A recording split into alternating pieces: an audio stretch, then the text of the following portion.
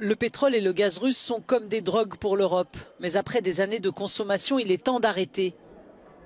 Ces mots, ce sont ceux de Svetlana Tikhanovskaya, leader de l'opposition bélarusse, lors du forum sur la sécurité Globsec à Bratislava en Slovaquie.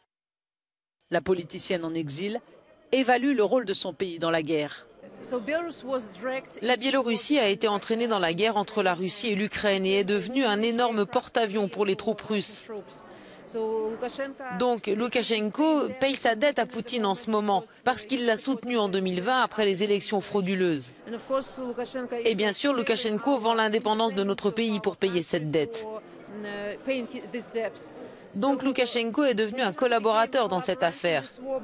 Mais le peuple biélorusse s'y oppose. 86% des Biélorusses sont contre la participation des troupes biélorusses à la guerre en Ukraine. Elle dit aussi que des centaines de ses compatriotes se battent aux côtés des Ukrainiens en Ukraine. Mais beaucoup de ceux qui sont restés à la maison essayent également d'aider. Au Bélarus, un mouvement partisan a été lancé. Nos militants ont perturbé les chemins de fer pour empêcher le matériel russe d'aller en Ukraine en passant par notre pays. Notre peuple a envoyé des informations sur les missiles tirés sur l'armée ukrainienne pour qu'elle se prépare. Nos soldats n'ont pas participé à cette guerre, car ils sont extrêmement démoralisés. Ils ne comprennent pas pourquoi ils doivent se battre contre nos voisins, les Ukrainiens. Selon la leader de l'opposition, résoudre la crise dans son pays est essentiel pour garantir une paix en Ukraine. Et garantir la paix à long terme est peut-être le sujet le plus important de cette conférence.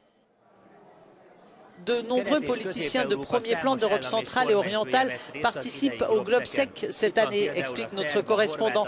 Les présidents de la Serbie, de la Croatie, du Monténégro, le Premier ministre de la Lettonie et le chancelier d'Autriche sont tous là, tandis que la République tchèque a envoyé un vice-premier ministre.